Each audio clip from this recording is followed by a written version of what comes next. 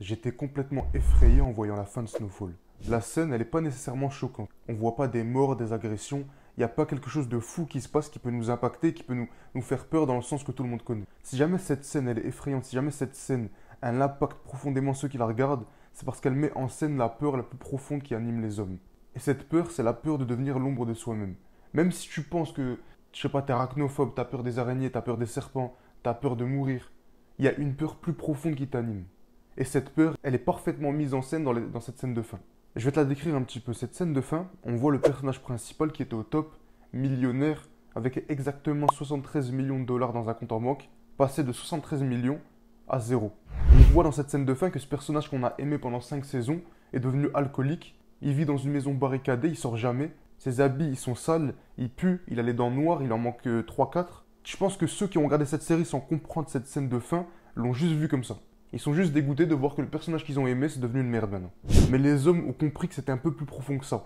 Et je vais te donner un exemple. Imaginons que toi maintenant, tu sois remplacé par ton ombre. Quand tu marches, il y a cette ombre là par terre. Imaginons que cette ombre, elle prenne ta place et que toi, tu deviennes ton ombre. Toute ton énergie, toutes tes émotions, toutes tes expressions faciales, tout ça disparaît. Et tu deviens vraiment juste un objet, un robot. Et c'est ce qu'on voit derrière cette scène. En fait, on a l'impression que quand le meilleur ami du personnage principal parle au personnage principal, on a l'impression que, en fait, il sait qu'il parle pas avec Franklin Saint directement. Il parle avec ce qui reste de lui. Parce qu'il a tout perdu. Il a plus de famille, plus d'argent, bientôt plus de maison, il lui reste plus rien du tout. Ce qui peut rendre triste les hommes, c'est de voir que ce personnage principal, Franklin Saint, il essaye de se consoler, de relativiser. Bien sûr, il y a l'alcool qui le permet d'oublier tout ça. Quand il boit, il oublie. Parce que je pense ne pas boire pour lui, ça lui ferait tellement mal parce qu'il se rappellerait à chaque fois tout ce qu'il a perdu, tout ce qui lui manque, tout ce qu'il aurait pu avoir, tout ça, ça revient dans sa tête quand il arrête de boire. Donc il boit pour oublier et son monde y change. C'est pour ça qu'il est maintenant devenu accro à l'alcool. Mais en même temps, quand il parle, on voit que des fois il laisse transparaître cette ancienne vie. Et c'est pour ça qu'à un moment il regarde le meilleur ami du personnage principal dans les yeux et qu'il pleure. C'est parce qu'il sait. Son corps, son cerveau, il sait qu'il a cette version de lui-même qui a tout réussi. Mais en même temps, il se rend compte, il sait qu'il a tout perdu et il sait qu'il pourra plus jamais avoir tout ce qu'il a eu. Et c'est pour ça qu'à la fin, parce que tu peux te dire, en vrai, il peut se reprendre, il peut trouver un travail et avoir une vie normale. Il n'aura pas peut-être la vie qu'il aura eu au départ, qu'il aurait pu avoir avec les millions et les millions. Il peut quand même, je sais pas, trouver un chemin de secours. Il peut quand même essayer de faire autre chose. Mais si jamais tu comprends bien cette scène, tu comprends que c'est impossible. C'est impossible et on sait qu'il ne redeviendra plus la personne qu'il était. Même lui, il le dit. Il le dit et il le fait bien comprendre à son meilleur ami que c'est fini, que maintenant il est plus dans cette vie et que si jamais, imaginons que c'est pas une série, que la scène elle se coupe, si jamais il existerait vraiment, Franklin Saint, dans 5-6 ans il serait mort. Et pendant ces 5-6 années, il aurait erré dans sa ville, sans but, sans objectif, sans motivation, sans rien. C'est comme s'il était mort au moment où il a tout perdu. Et c'est ça qui traumatise vraiment, qui est la réelle phobie des hommes. C'est de tout rater dans sa vie et de devenir l'ombre de soi-même. Si la scène elle m'a impacté, c'est parce que je me suis vu moi tout perdre. Je me suis dit, imagine, la chaîne elle marche pas, imagine, je trouve pas de travail, imagine, je rate complètement ma vie, je passe à côté de toute ma vie. Mais du coup, je finis comme Franklin Saint à marcher dans les rues de ma ville, à moitié fou, en train de penser à la vie que j'aurais pu avoir et relativiser dans une addiction comme la drogue ou l'alcool. Tu le vois bien, moi je connais des gens, ils étaient destinés à faire de grandes choses, mais à cause d'un accident, à cause de la prison, à cause d'un truc tout bête, ils ont tout perdu. Et maintenant, tu les vois marcher dans les rues de ma ville sans but précis, en train de penser à rien du tout et essayer d'avoir 2-3 euros pour pouvoir se droguer ou pour pouvoir boire de l'alcool. C'est le plus grand traumatisme des hommes. Et même si toi, tu n'y as jamais pensé, c'est ça qui te fait peur au plus profond de toi-même. Ce qui te fait peur au plus profond de toi-même, c'est ne plus pouvoir gagner dans ta vie, de tout perdre et de savoir que tu ne pourras plus jamais rien avoir. Passer complètement à côté de ta vie. Parce que dans ta vie, il y a deux versions de toi-même. Il y a la version de toi qui a tout réussi et la version de toi qui a tout perdu. Malheureusement, les gens comme nous, je ne parle pas aux suiveurs, mais les suiveurs, ils vivront avec une vie normale. Ils auront des enfants, quelques dettes qu'ils donneront à leur fils, pas beaucoup d'argent, ils partiront en vacances 2-3 fois, même pas 2 fois dans l'année, ils auront une vie normale. Mais les créateurs, ils sont extrêmes, et c'est ça le problème des artistes, c'est ça le problème des gens comme nous, c'est ça le problème de toi et moi dans cette vidéo. On est extrêmes, donc si jamais on réussit, on les réussira bien. Si jamais on rate, on ratera bien. Et on finira comme Franklin Saint, à marcher dans les rues de notre ville, à parler tout seul comme un fou. Et les gens nous reconnaîtront, ils diront, ah ouais, c'est Wael lui, ah il aurait pu aller loin. Il s'appelait Fantôme sur YouTube. C'est vrai qu'il aurait pu faire quelque chose. Je suis deg un peu pour lui. Vas-y les gars, on y va. Et hop, moi je disparais. Je prends le prochain carrefour, je tourne à droite et je disparais et tout le monde m'oublie. C'est ce qui fait peur à la plupart des hommes. Et c'est ce que j'ai compris en voyant cette scène de fin. J'ai compris que ma plus grosse phobie, c'était pas des petites araignées, c'était pas des serpents, c'était pas des tigres, c'était pas la mort, c'était de rater ma vie, de passer complètement à côté de ma vie. Parce que c'est pire que la mort. Parce qu'au moment où tu as tout perdu, au moment où tu rates ta vie, au moment où il te reste plus rien, où tu deviens ce fou qui marche dans les rues de la ville et qui parle tout seul en disant avant j'étais ça, avant je faisais ça, avant je faisais ça, tu meurs au moment-là. Au moment-là, tu es déjà mort. Et après, pendant les années qui te restent à vivre, le temps que ton corps ou que ta santé elle se détériore, tu mourras une deuxième fois. Mais tu seras déjà mort au moment où tu auras tout perdu. Parce que tu n'auras plus rien, plus de famille, les gens te prendront pour un fou et tu deviendras que l'ombre de toi-même. Au moment où tu deviens ton ombre, au moment où ton ombre elle prend ta place, tu meurs.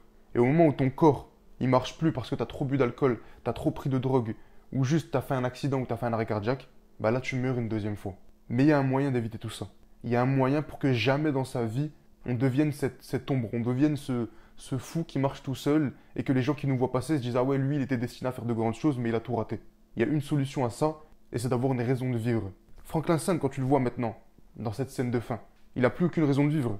Il a plus de femme, plus de mère, plus de père, plus de famille, il lui reste un meilleur ami, il a plus d'argent, il aurait pu avoir un fils, mais sa femme elle est partie avec son fils, il lui reste plus rien du tout, il n'a plus aucune raison pour laquelle il devrait vivre. Son meilleur ami il peut vivre sans lui, il peut changer de vie sans lui. Personne n'a besoin de lui, il n'a aucune raison pour laquelle il peut continuer à vivre, même pour lui-même. Alors que dans les 5 premières saisons, il avait cette envie d'avoir plus d'argent, d'aider sa mère, il avait une femme, il avait envie d'aider sa femme, il savait que cette femme elle était enceinte, il voulait encore faire plus d'argent, il voulait même se ranger pour pouvoir nourrir son enfant, pour pouvoir avoir une vie, une belle vie. Et donc il avait cette raison de continuer d'essayer encore de se battre, de se battre. Au moment où il a tout perdu, au moment où sa femme elle est partie, sa mère elle est partie, son enfant il est parti, tout le monde est parti, il n'avait plus aucune raison de vivre et c'est là qu'il est devenu la deuxième version de lui-même, la version qui a tout raté. Il y aura un moment dans ta vie où tout va te réussir, où tout va bien aller pour toi, tu auras peut-être de l'argent, tu auras peut-être des femmes, tu auras peut-être des maisons. C'est possible que même tu réussisses à grande échelle, que tu fasses vraiment que les gens savent quitter. Tu marches dans la rue, on sait quitter parce que tu as vraiment réussi. Et même à ce moment-là, même si tu crois que tout est gagné, tout est réussi, tu peux te reposer. Même si tu arrives à ce niveau-là, tu peux tout perdre et devenir cette version qu'il y a dans la scène de fin. Et c'est ça qui fait peur aux hommes. C'est pour ça qu'en fait, il y a des gens qui travaillent comme des fous. C'est pour ça qu'il y en a, ils font peur tellement ils vont à la salle, il y en a, ils font peur tellement ils travaillent dans leur chambre. Même s'ils ne le savent pas forcément, inconsciemment, ils savent qu'il y a cette version d'eux-mêmes qui existe dans un autre univers. Bon, je crois pas en tout ça, mais t'as compris. Ils savent que si jamais ils ratent tout, ils peuvent devenir ce fou qui marche dans les rues de la ville. Et c'est ça qui les pousse à travailler beaucoup plus. Et c'est ça maintenant, moi, qui me pousse à faire 2 fois plus de vidéos. Parce que je le dis, hein, et ça peut nuire à mon image, mais j'ai peur de rater ma vie. J'ai envie de réussir comme pas possible. Et même quand j'aurai réussi, je vais continuer à travailler parce que je me rappellerai de Franklin Saint. Je me rappellerai de cette scène de fin et je me rappellerai des fous qui marchent dans ma ville. Je me rappellerai des craquettes qu'il y a derrière la poubelle près de la gare de ma ville. La seule méthode qu'il y a pour éviter cette vie, c'est de trouver sa raison de vivre et d'y aligner 100% de sa vie. Il faut que tu trouves une raison pour laquelle tu vas tout faire dans ta vie.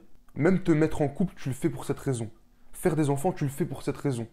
Faire de l'argent, tu le fais pour cette raison. Il faut trouver cette raison de vivre. Et il y a plusieurs étapes pour trouver sa raison de vivre, pour trouver sa mission.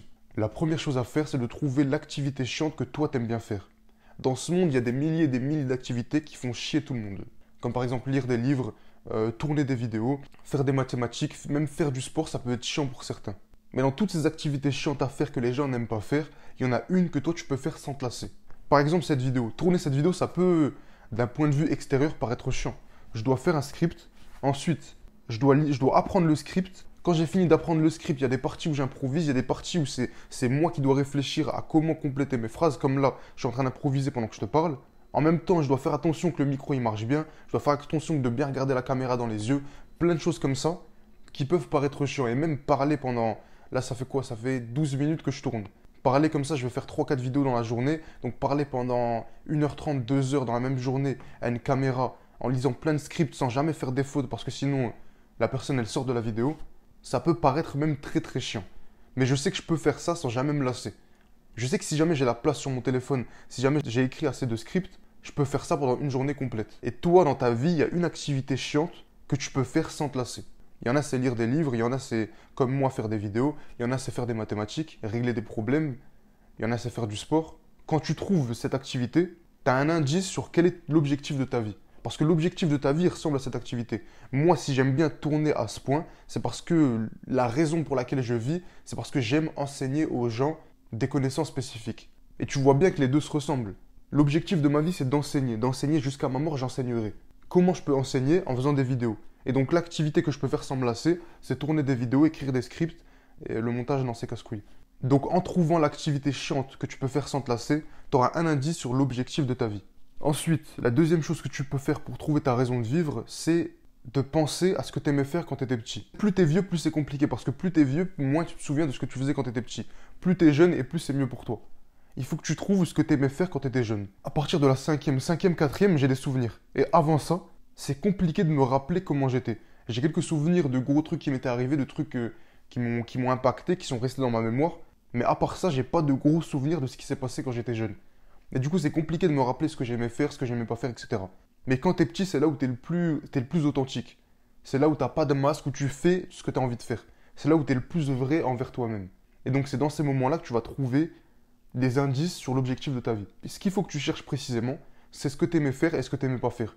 Ou plutôt ce que tu kiffais faire et ce que tu détestais faire. Dans la personne que t'étais quand t'étais jeune, il y a ces indices qui t'éclaireront sur l'objectif de ta vie, sur ta raison de vivre. Ensuite, la troisième chose que tu peux faire, c'est de chercher le business model qui t'intéresse. C'est assez spécial parce que j'ai jamais entendu ça de nulle part, mais c'est moi, de mes propres yeux, j'ai remarqué ça. J'ai remarqué qu'en fonction du business qu'on entreprend, on a un objectif différent des autres. Ceux qui font des vidéos, ils ont une raison de vivre assez similaire. Il y en a, c'est divertir les gens, il y en a, c'est enseigner aux autres. Mais ça se ressemble quand même. Et leur activité, leur business model, c'est faire des vidéos et monétiser leurs vidéos. Il y en a, ils se lancent dans le dropshipping, il y en a, ils sont pas du tout intéressés par ça, ils veulent lancer des restaurants, ils veulent créer des grosses sociétés. En fonction du business que tu as envie de lancer, en fonction de ce qui te motive, tu auras des indices sur ta raison de vivre. Parce que même si tu as l'impression que tu choisis des business en fonction de celui qui marche, en fonction de celui qui te permet de faire le plus d'argent, c'est pas vraiment ça. C'est pas vraiment ça parce que ton corps, en fait, ou plutôt ton cerveau, est plus motivé à faire un certain business parce qu'il l'apprécie plus, parce qu'il l'aime plus. Et du coup, s'il aime plus faire ce business, c'est qu'il y a une raison. Et la raison, c'est parce que tu es fait pour faire ça. Donc, en fonction du business qui t'intéresse, et j'espère que c'est pas qu'une tendance, parce qu'il y en a, je sais pas, il y a un moment dans ma vie, je voulais faire du dropshipping, après je voulais créer une entreprise, il y a plein de choses que je voulais faire, pour qu'au final, je finisse par faire ça, et c'est ça qui me motive vraiment. Donc, essaye de déceler aussi si c'est pas juste une tendance, si c'est pas juste parce que tu en as beaucoup entendu parler, du coup, tu as envie de faire ça. Faut vraiment que tu aies réellement envie de lancer ce business. Puis tu sois pas motivé par l'argent, mais par autre chose que tu n'arrives pas à décrire. Et ce autre chose que tu n'arrives pas à décrire, c'est ta personnalité, c'est toi-même. C'est toi qui as envie de faire ça. Et enfin, la dernière chose que tu peux faire, et ça, faut profiter tant qu'on est jeune, c'est de prendre des risques et des directions saugrenues, bizarres. Des chemins qu'on n'a pas l'habitude de prendre. Moi, j'ai pris un gros risque en passant d'étudiant qui marchait bien, j'avais des bonnes notes, j'étais à la fac, je pouvais continuer, tout arrêter pour lancer et faire des vidéos. La décision, elle a choqué des gens, elle a même surpris des gens. Et si jamais ça surprend, c'est bien. C'est parce que les gens ne s'attendaient pas du tout à ce que moi qui étais bon à l'école, moi qui travaillais bien, arrête complètement les études pour commencer à faire des vidéos. Ce qu'il faut dans ta vie, surtout quand tu es jeune, c'est de prendre des risques. Quelqu'un d'assez âgé, ou plutôt, je dirais, je sais plus la vidéo, je crois que c'était 50 ou 100 personnes, de plus de 40 ans. Une personne a été demandée à des personnes de plus de 40 ans le plus grand regret de leur vie. Et la plupart des gens ont répondu de ne pas prendre assez de risques. La plupart auraient voulu faire quelque chose et ils l'ont pas fait. Je te dis pas ça pour pas que tu regrettes, je m'en fous. C'est pas ce qui m'intéresse. Moi, je veux que les gens réussissent. Et en vrai, le regret et l'échec, c'est relié. Si jamais tu regrettes quelque chose, c'est parce que tu as raté un peu ta vie. Et j'espère que tu te souviens, on veut pas finir comme Franklin Saint dans la scène de fin. Pour pas finir comme lui, on doit prendre des risques, on doit tester des chemins qu'on n'aurait pas testés si jamais on n'était pas influencé par Fantôme qui nous dit de faire les bonnes choses. Je peux pas te guider plus, je peux pas te dire prends le risque là, je peux pas te dire fais ça ou fais ça. Il y a 7 choses que tu as envie de faire et que tu hésites à faire, que tu dois faire. Donc, en fait, ton corps il te donne des indices, il te pousse, des fois des coups de boost. Tu te réveilles le matin, tu as envie de faire cette chose. Des fois tu réfléchis, tu es tout seul et tu repenses à ça. Il te donne des indices sur cette chose qu'il a envie de faire, cette chose qu'il a envie que tu fasses. Mais à cause du monde, à cause des gens qui nous influencent, à cause de soit de tes fréquentations, soit des influenceurs, c'est mes ennemis, hein. Je parlerai tout le temps des influenceurs et des gens qui font des blagues sur internet. C'est eux en fait qui nous égarent, qui nous font tromper de chemin. Eux ils te distraient en fait. Toi tu as ce chemin, tu as envie d'aller là, et les gens te distraient. En voyant tes fréquentations, en voyant les influenceurs, en regardant les réseaux sociaux, tout ça, tu te dis ah ouais lui il fait ça, ça marche bien. Je sais qu'il y a des gens qui m'ont vu faire des vidéos et qui ont été influencés par ça, mais comme ils m'ont vu le faire, comme ils ont été influencés par mes stories Instagram, influencés par mes vidéos YouTube, par mes TikTok, ils se disent ah ouais en fait j'ai envie de faire ça, mais ils n'ont pas du tout envie de faire ça. C'est-à-dire même moi en fait là je suis l'ennemi de certaines personnes. Faut pas se laisser influencer par ce qu'on voit à l'extérieur. Et je sais que c'est mauvais de dire que tu peux te faire influencer par moi. Mais tous ces gens, tous ces youtubeurs, tous ces influenceurs, toutes ces célébrités, toutes ces fréquentations que tu as autour de toi, t'influencent, ils te mettent des choses dans ton cerveau. Et c'est ça qui t'empêche d'aller dans le chemin que toi tu as envie d'aller. Tu vois ce que tous tes potes font et tu le fais. C'est pour ça qu'on dit on est la moyenne des 5 personnes avec qui on traîne. Si tu es dans un groupe de 5 personnes qui fument, tu seras plus enclin à avoir des mauvais comportements. Moi, j'ai traîné pendant longtemps avec au moins 7-8 personnes, un groupe de 8 personnes, et tous fumaient, tous buvaient. C'est pas pour autant que j'ai bu, c'est pas pour autant que j'ai fumé, j'ai jamais bu et fumé de ma vie, mais j'étais quand même plus enclin à faire des mauvaises choses, à faire des bêtises, à faire certains choix qui m'ont apporté beaucoup de problèmes. Parce que je traînais avec ces personnes qui avaient ce genre de train de vie. Il faut que tu fasses très attention aux personnes qui t'entourent et à ce qui te pousse à faire. Par tout ce que je t'ai dit, en prenant des risques, en analysant le business que tu as envie de faire, en analysant ce que tu voulais faire quand tu étais petit, ce que tu n'aimais pas faire quand tu étais petit, en regardant quelle activité chiante tu peux faire sans te lasser, en faisant tout ce que je t'ai dit là maintenant, tu n'auras pas directement la raison pour laquelle tu as envie de vivre, la raison pour laquelle tu te réveilles tous les matins. Mais tu auras beaucoup d'indices. Et comme dans les films NCIS, les films policiers, tu vois les tableaux là, les tableaux où il y a une personne, on ne sait pas c'est qui, c'est en point d'interrogation, ça c'est ta raison de vivre. Tu cherches le chef de cartel et tu as plein d'indices, tu as plein de photos. Tu as photographié lui qui vendait de la drogue à lui. Lui, après, il s'est fait arrêter, il a balancé lui. Lui, il est relié à lui, il est relié à lui, pour au final trouver ta raison de vivre. En faisant tout ce que je t'ai dit aujourd'hui, tu trouves toutes les petites personnes qui sont reliées aux autres. Tu trouves tous les indices pour te relier à ta raison de vivre, à pourquoi tu te réveilles tous les matins. Et avec ça, j'ai un bonus. Avec ça, j'ai une chose qui peut te faire trouver cette raison de vivre. Et surtout, c'est cette chose qui manquait à Franklin Saint. C'est cette chose qui a fait que le personnage principal de la série dont je t'ai parlé dans l'histoire en début de vidéo a fait que c'est devenu le fou de la ville qui parle tout seul et qui boit de l'alcool ou qui fume de la drogue. C'est cette chose qui fait qu'on finit pas comme l'ombre de soi-même. Et cette chose, c'est de jamais abandonner. Cette chose, c'est se dire qu'à chaque bas, plus tard, il y aura cette montée. Franklin Saint, quand il a tout perdu, quand il a perdu l'argent, quand il a perdu l'enfant, quand il a perdu sa femme, quand il a perdu sa mère, quand il va bientôt perdre sa maison, il voit que du bas, que du bas, que du bas. Il a complètement oublié qu'il pouvait remonter. Parce que tout au long de la série, c'était ça. Tout au long de la série, quand il avait un moment de bas, quand il avait quelque chose qu'il faisait, qui pouvait tout perdre, il avait cette motivation qui lui disait que plus tard, ça va augmenter. Que la vie, c'est des montagnes russes.